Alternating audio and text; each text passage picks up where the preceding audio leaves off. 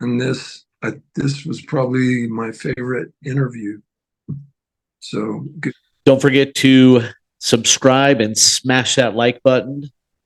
Farm Boys Podcast, take 2. How are we doing today, Logan? Doing good. Good to see you, Chris. Good to see you as well, my friend. Yeah, good to be here. Yeah. Well, Rob is famous for going out on a boat and bow hunting carp. Hey, that sounds fun. But the first question I wanted to ask you, and we're getting straight to the point here. In what ways do you feel God's presence when you're creating a new piece of art? Oh, wow. For me, it is a constant reminder that things don't happen by chance. Design doesn't happen by chance. Beauty doesn't happen by chance. Order doesn't happen by chance. And those harmony, the main challenge, not challenge, but where I feel the most about God's presence is when I am after I'm after the challenge of having harmony and variety at the same time, because perfect harmony is a blank canvas and perfect variety is just splashed paint.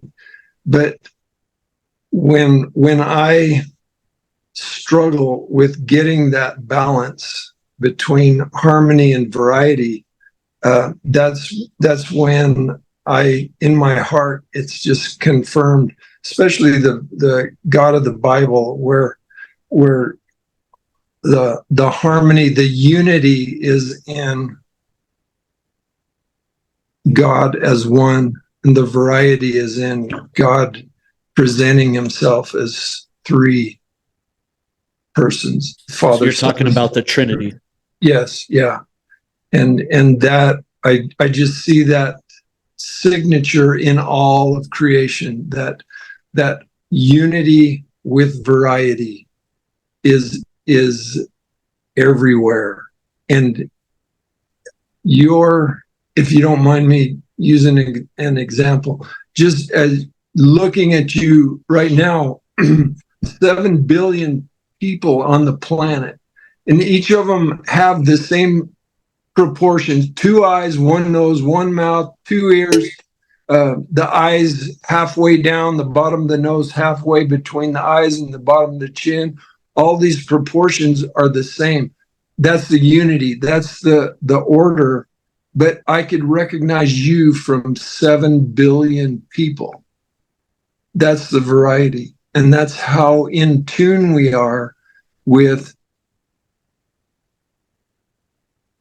the fine differences, the individual, that God loves the individual, but we're all made in his image. Well, that's profound.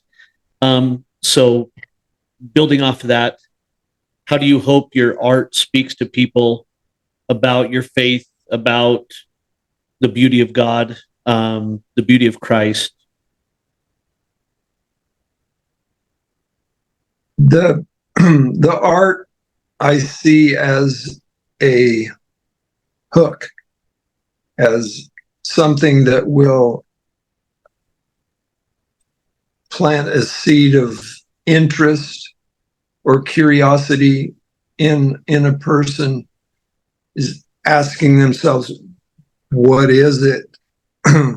What do I feel? Because I believe the Lord has anointed my hands and prospered my hands, and that anointing, I believe, is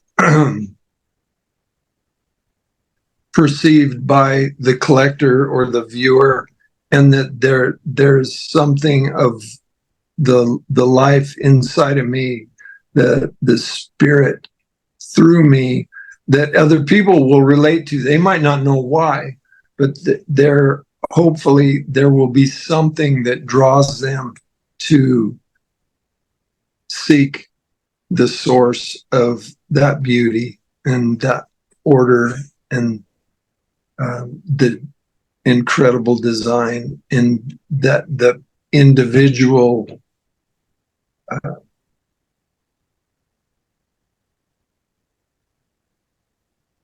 that which I do is separate and different than what other people do. So we're all different. We don't have to try to be different. We are. So that's what I hope, that people are drawn through my art. So you talked about your hands prospering. You've been able to raise and take care of and just be uber successful with 6 kids, and all you've done is paint. All you've done is your art for as long as I've known you. Which, what age, what age did art provide for you, your wife, and then all of your kids? What age did that start? Well, before I was married, thankfully I got married at a late age. I wasn't married till I was 32, so I didn't have to drag Rebecca through the lean times. But the hard times are not bad times. They're just hard. And I went to school. The first year I lived in a closet, a large closet, and I made my bed so I slept about 7 feet up, and then my work table was underneath that, my art table, and it was long enough for a bed. But that was my first year. Second year, I took care of a 40-year-old invalid for a family for room and board, and then by third term, I was able to get on scholarship. And then for the rest of my 9 terms, I graduated full scholarship with honors at Art Center. Okay, we can plug that. Art Center. Where's that located at? Pasadena, California, right above the Rose Bowl. So during about second or third term, I was accepted into a gallery, and I would gear all of my assignments to something that the gallery could sell. So I'd take the type off of my assignment, my illustration assignment. I'd duct tape the paintings together and send them to the gallery. The gallery had put frames on them, sell them, and then send me my portion, which got me my bologna and baked potatoes, sack of potatoes. Rob, were other students doing that too, or were you just being creative? Oh, it was, I don't know of anyone else, no, but I'm sure other students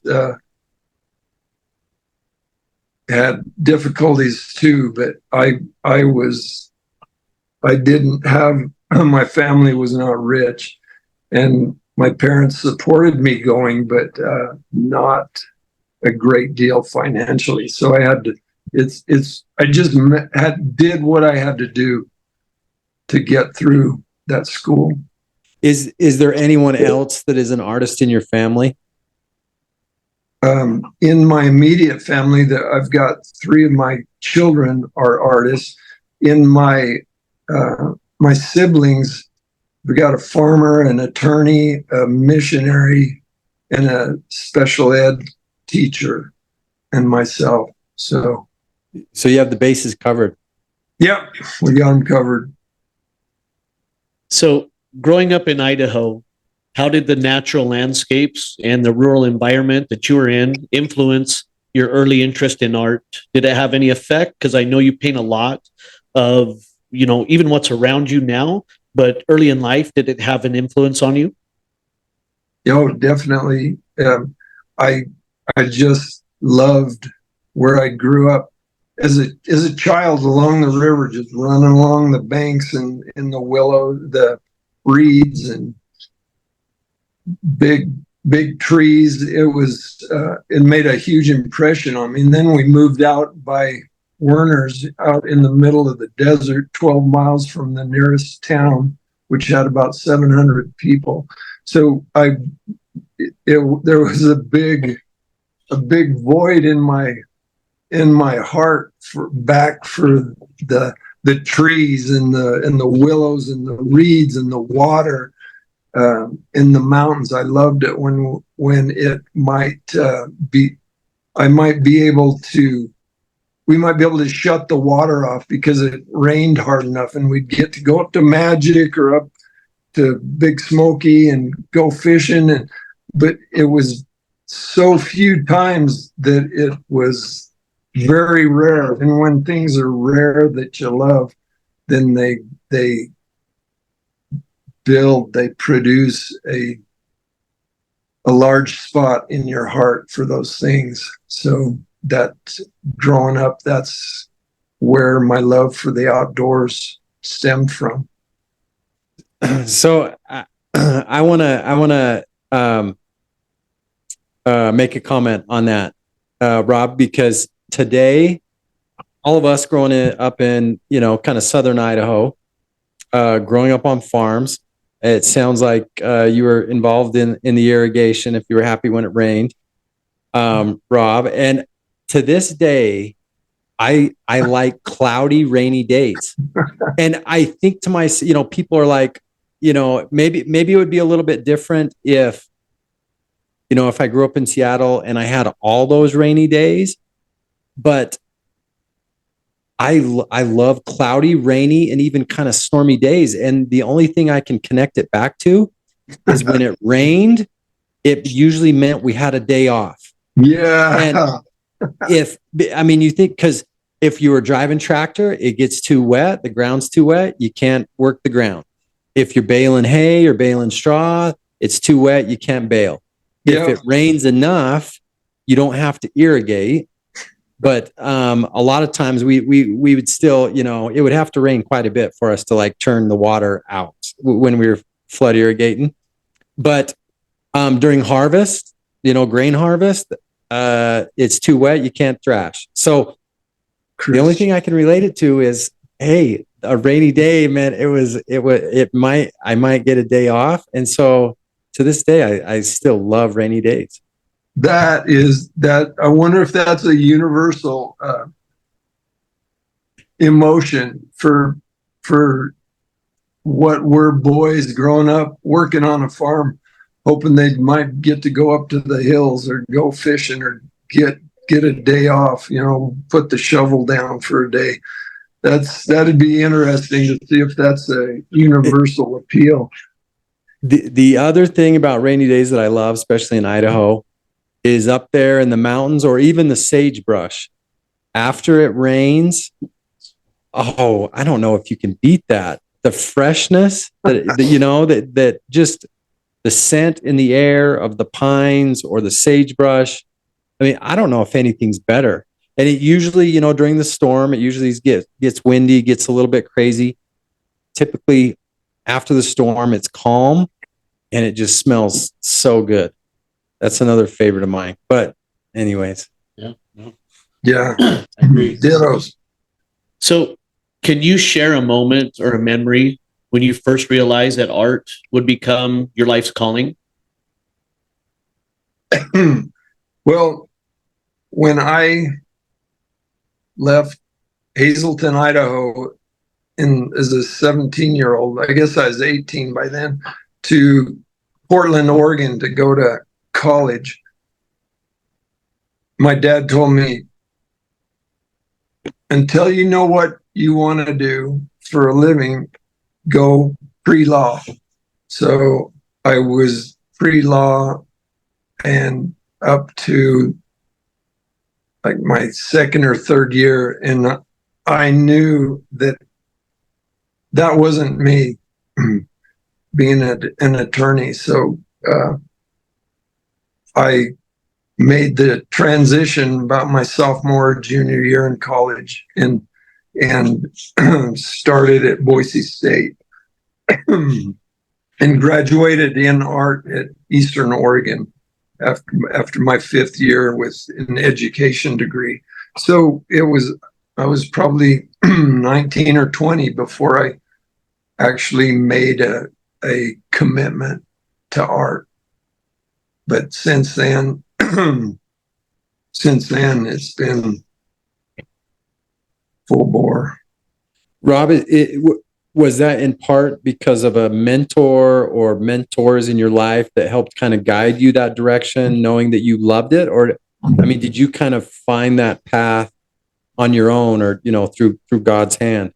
Well, it definitely, I believe it was the Lord's hand, but it's interesting that it goes back again to growing up on the farm, because I loved running through the fields with my shovel. My dad wouldn't let me have a motorcycle. I had to run to do the work. And I loved the physical work, being outside in whether it's windy or raining, or it doesn't matter. You have to work. But I did not like, I won't say I hated, because that'd be probably too strong, but I hated the tractor work. Sitting on a tractor, I just felt so unproductive. Like the only thing I got was I learned how to play the harmonica. That's the one good thing. Well, you know, tractors drive themselves now, so these kids these days don't even have that problem. They just drive themselves. La la la la la. Hey, one of the things with the tractor driving, though, it does. Oh yes, the thinking and the reflection. And my first tractor job was baling hay, and the rhythm and the hum of the baler. Yeah. I mean, as I got older, you know, once I started staying out a little later with my friends and everything, it would almost put you to sleep. But there are times like the tractor would let your mind just kind of go and think, and in a way kind of reflect. And I often think that we need more of that now, because there's so much distraction in today's world. We've got our smartphones attached to our ear or in our face. We go from screen to screen, basically, TV, computers, smartphones. And again, I mean, coming back to the farm and kind of, you know, some of that more simple way, it's just, I think it's like from a mental standpoint, I think sometimes we just need a break mentally. Like I'm talking people in general, not Rob, you get that opportunity, I think, when you create art, you know, to be creative and really let your mind work. But sometimes the life is so noisy for people, and for these young kids, it's like, hey, they need to get off the phones, they need to get off the video games, they need to get off TV, and let their mind be creative. Wow. You guys never had a TV, correct? You never had a TV for your kids, basically, cable, anything like that. Not for our children. We had Right. a television, but we didn't. It wasn't on. So how did you deal with a cell phone? Because your kids were growing up in that era when cell phones became big, and how did you deal with that? With what Logan's talking about there about protecting your kids. I mean, ultimately, they're going to have one. I know a lot of parents give them for safety to say, hey, I know where they're at. They can call me if they get into trouble, whatever. But how did you deal with it? I mean, if people know your story, you try to live, and this is not a put down at all. This is a compliment. As simple life as could be that I remember. You guys did it really right in my eyes. But how did you handle your kids? Like no TV. When I was around, there were no cell phones, that kind of stuff. It was, we went with it. We got them cell phones as soon as we could. And what my confidence was in the fact that every night, well, not every night, but most nights before they went to bed, we were in the Word of God and going through Proverbs or some type of devotions where they learned about seed time and harvest. They learned about consequences. They learned about what happens when you don't sow, when you sow bad seed and when you sow good seed. So everybody is going to be tested and tempted, but so that is how we dealt with it. We just trusted that raise a child according to the way he should go, and when he's old, he won't depart from it, or she, for my daughters. So we knew that they were going to be exposed to the lust of the eyes, the lust of the flesh, the pride of life. But we trusted that the Holy Spirit would help them to see the consequences and to choose life. That's unusual in today's society, right? You're banking on your teachings, the teaching of the Word, the Bible, basically overpowering the lust of the eyes, the lust of the flesh, and the temptation of the cell phone. And I think, all in all, you would say that it worked, right? You were successful. Well, as soon as we can get them out of prison, it was, yeah. And we, of course, they're no different than anyone else. They have their difficult things, but we have God's promise that he won't nothing will snatch them out of his hands, and they don't want to be out of his hands. So another question for you: What role does spirituality or your personal belief system play in your creative process, artistic expression? Maybe you already touched on this, but even going deeper, what do you think the Word of God, your faith, gives to your creative process?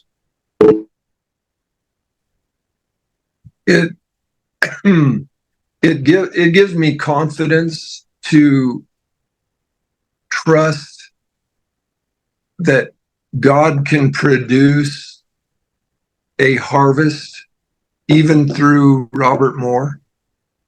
So I don't take the credit, but I'm confident that there will be fruit as I sow the seed of discipline and hard work. There will be a harvest, and it will be good. And I can look at it and say it is good because God's faithful. Do you ever face any type of creative blocks?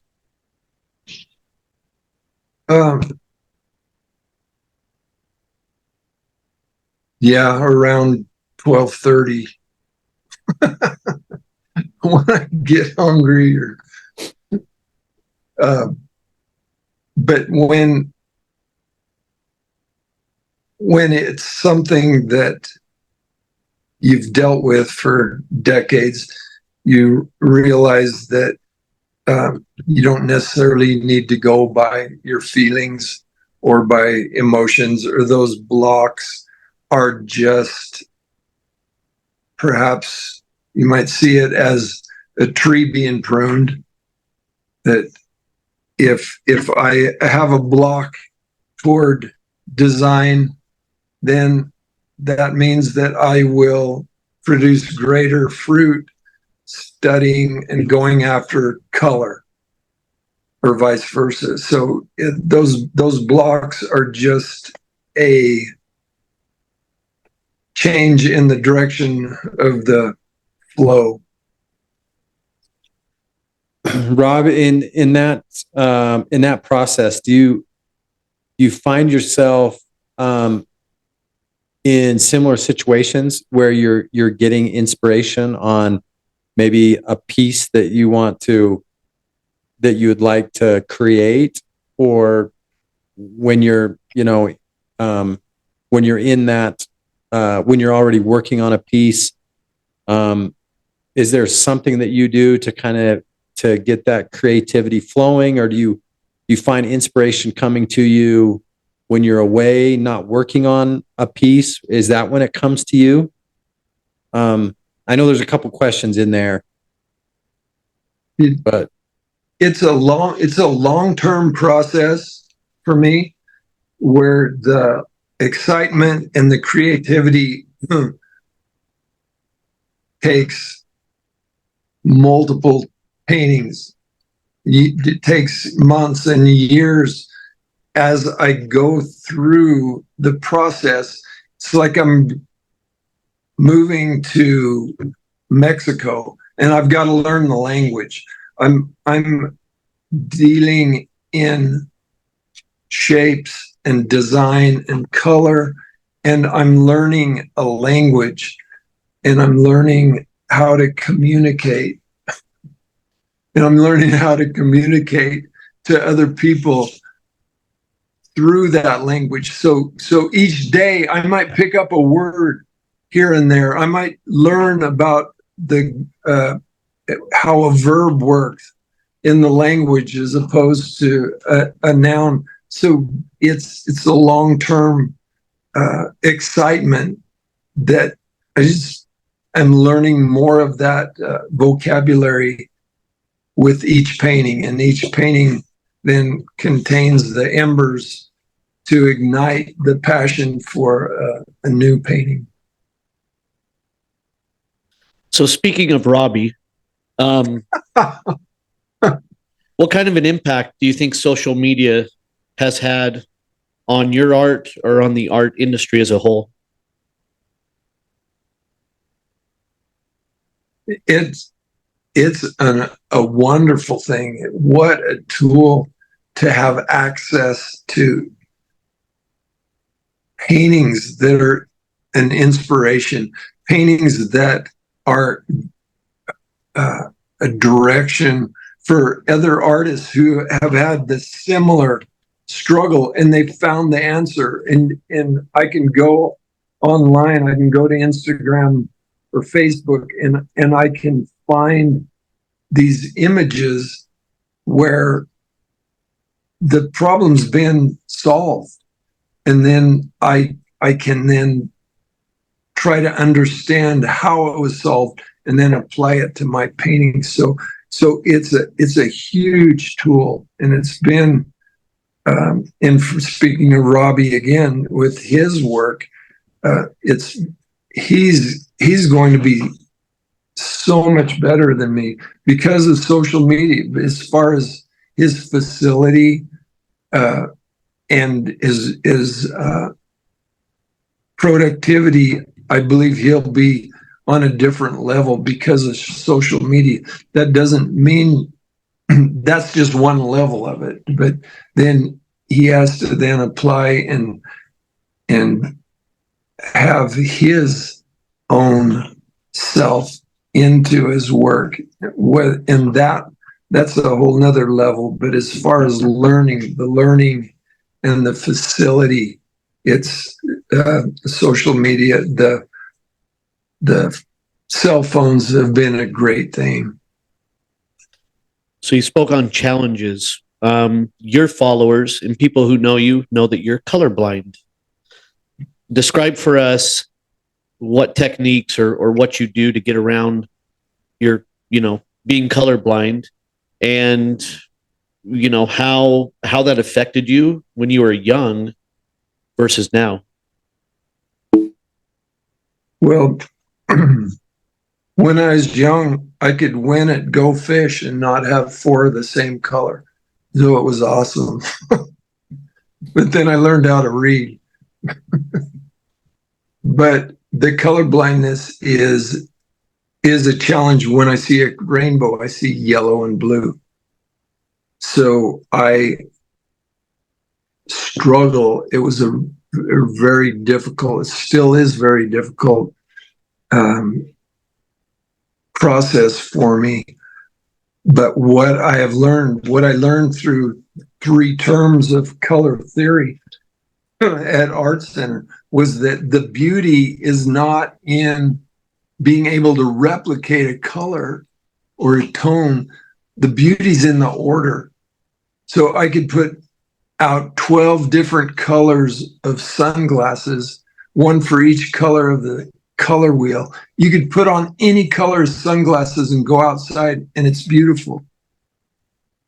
On a piano, the E flat is a black key. You can't say that key, that note is ugly. It's only ugly when it's out of order. And it's the same thing with color. So I've learned to get through the challenge of color by making sure there is an order, even if it's not what other people see. They don't know. They don't know the difference because the order's there.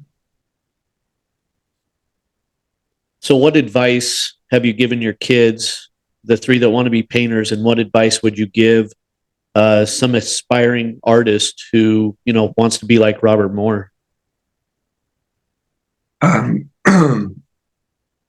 Understand seed time and harvest, and that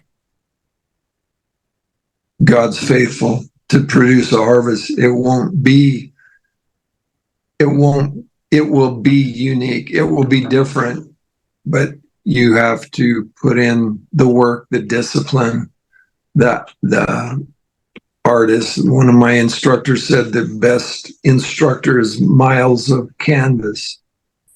So that's probably the main thing, and to be free, experiment and be free, and just learn one thing at a time and let it build, and know that your art is valid. If you've put the work in, you have a harvest. That harvest is valid and it's valuable. You just have to find the right person who will be blessed by that, who will be inspired by that.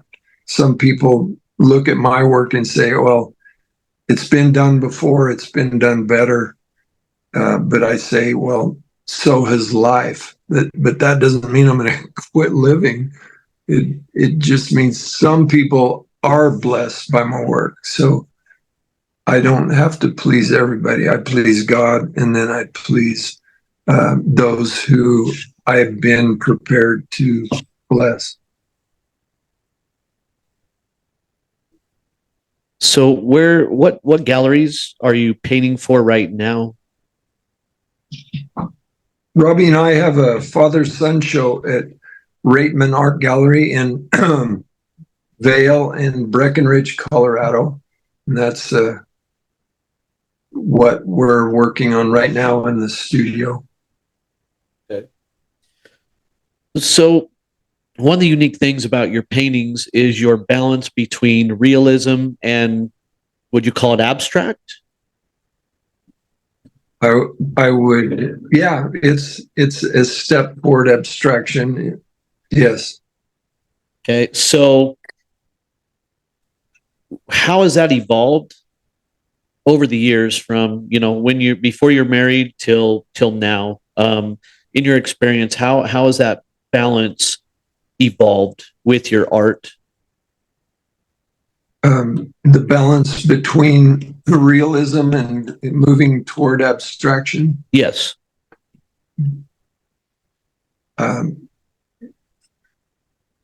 As I became able to render and to replicate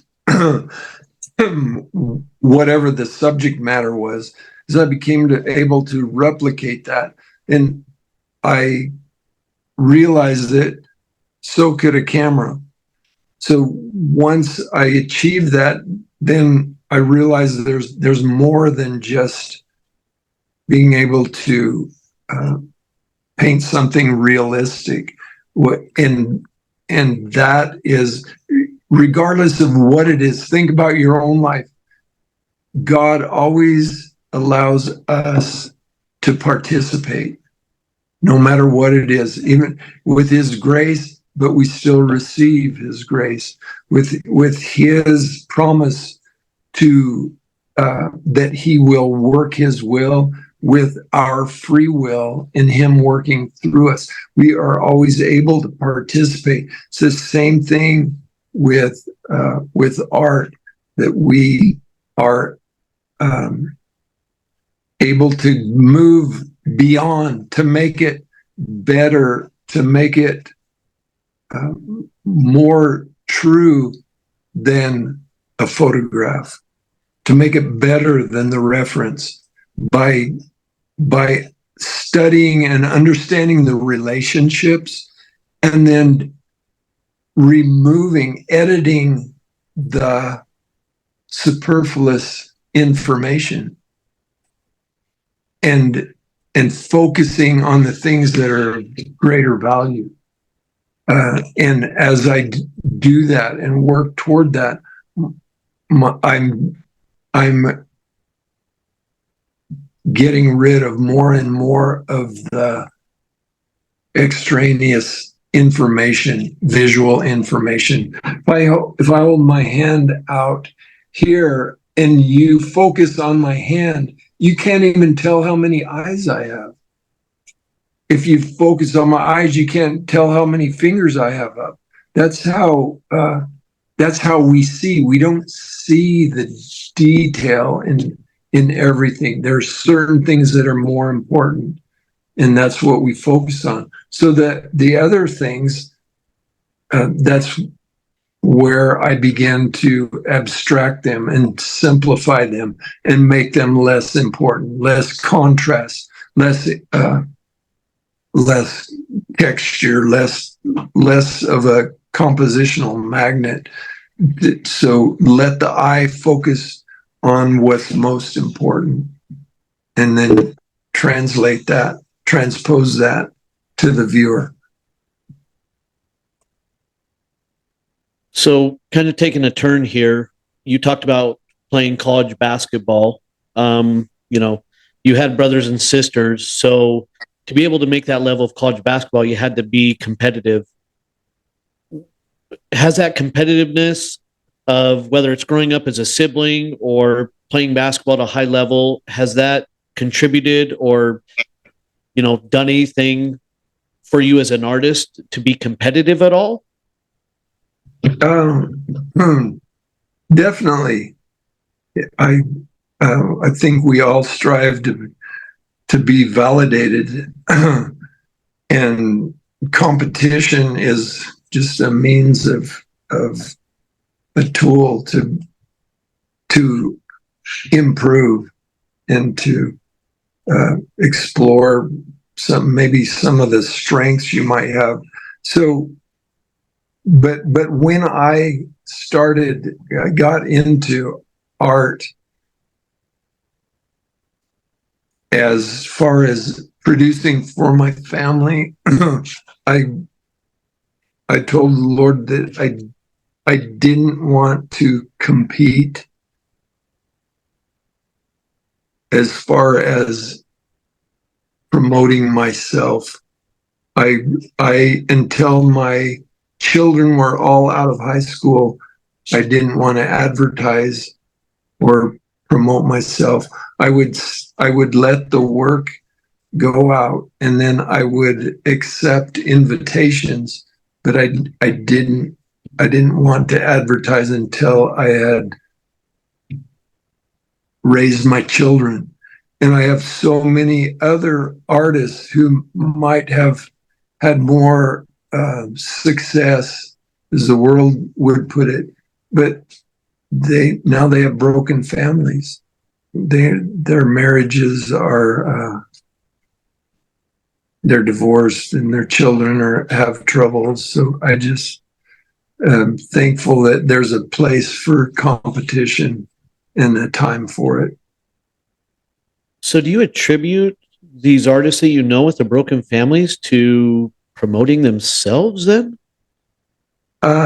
No, I attribute it to perhaps having the wrong priorities. And that could be just one of them, is wanting to have the notoriety, have the awards, the money, the whatevers, and having that more important than God and their wife and their family. That's a great point, Rob. I think a lot of people, forget that. I had a mentor as a younger guy. I had at the time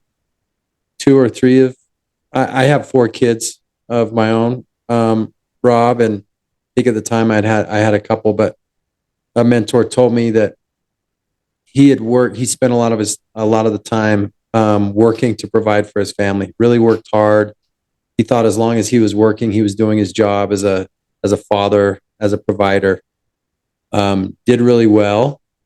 But as he grew older, he said, I thought I was doing everything that my kids and my wife wanted me to do. But in the end, they really only wanted one thing, and that was time with me. Wow. And so he told me, he said, just make sure that you're giving your family the time that they need. And then I had another wise man tell me once, in this busy world, everybody wants a piece of you, wants time from you, wants energy from you. And he said, don't give everyone else your very best and come home and give your family the leftovers. And it changed my mental perspective of, even times when maybe my energy level is low, maybe you're exhausted physically or mentally or both. But I think if, your heart is in the right place, like you said, Rob, you're focused on God and fulfilling your responsibility as a father, husband, a mentor to other people, that God will strengthen you. And as long as you're focused on being the best you can be in that role, I think sometimes I don't know where the energy comes from, but I just figure that, my youngest right now is 3 years old, and I get home and he's ready to see dad and have fun. And so, and that's energizing too, but I think there's a mental decision that we make that is, hey, this is something that I chose to do, that I chose to be a father. And I want to make sure that I give them my very best. Wow. Don't sell that. Buy the truth and sell it not. That's truth. So moving into a little lighter topic here, we got real heavy real fast, which is good. I like it. That's the whole point of this thing. Let's talk about a couple things here. Number one, if you weren't an artist, what would you want? What would be your dream job if it's not art, an artist? And then number two, give us a fun fact that almost nobody knows about you and it would surprise someone. I would love to be a musician if I weren't an artist, and because it's so immediate and creative, songwriter, musician. And a fun fact about me is that the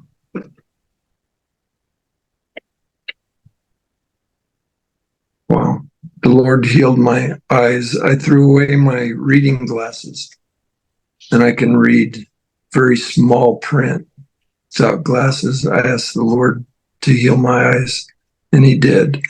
And it's an amazing thing. How long did it take from your prayer or maybe prayers to when you finally threw away those reading glasses? I that's a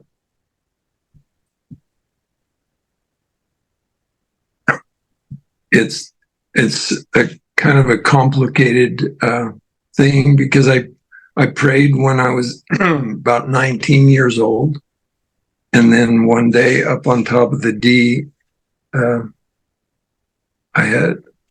they were healed, and that was 4 years later. Because your eye's supposed to get worse with age, right? Right. And yours have gotten better. Well, mine, it wasn't a process. It was immediate. Did you have people laying hands on you? When I was younger, yes. What happened when you were 40 on top? And for those who don't know, the D's Declo, I'm assuming. Yes. Okay, so what happened when you're on top of the D? Well, I could see. I mean, it's crazy though. I mean, I can read this. It's an amazing thing. I can read the smallest type that you can imagine. Well, probably not that you can imagine, but I don't know. It's a fun fact, and nobody knows that. That's incredible. Except the 12 people that will listen to this. With your following, we'll have tens of thousands. So, kind of to wrap it up here, appreciate your time and, everything that you've been able to do for me personally. We've talked a lot about faith and the Bible and Jesus. I guess what message would you want to end this podcast on, where you may see, and let's cross our fingers, and maybe tens of thousands of people see this, and what you're about to say could really impact them. What would you say to folks who might be lost, or somebody who wants to put their art in front of anything else they do? What would you say? I would say that life doesn't happen by chance. Design doesn't happen by chance. Beauty doesn't happen by chance. And this universe didn't happen by chance. And our Creator is evident in all of nature. That divine character and qualities of God can be seen in nature, and then His written word then reveals what we need to know about life and how to follow Him. And then the last thing is that if Jesus didn't really raise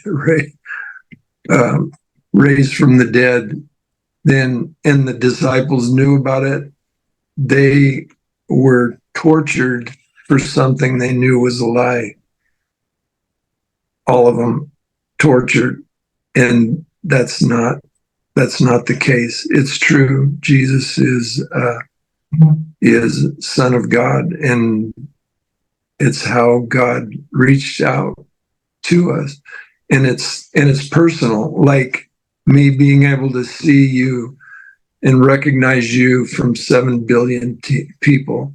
We're all in God's image, but He loved the world so much, right? Yeah. Wow. Well, Great message. yeah. Thank you, Rob. Well, I appreciate that. Those are very kind words, because you've actually been interviewed quite a few times. Yeah, you're going to be on camera there, big boy, without your shirt on. So we'll see how many thousands of people see you without your shirt on. Wait, I was trying to shoot. No, I'm not going to edit that out. I didn't do it on purpose. Please, No, that's all right. Shorts on. Oh yeah, no, that's cool. That's cool. You may go viral, buddy. Hey, yeah. You may make the YouTube video go viral. Who knows? Yeah.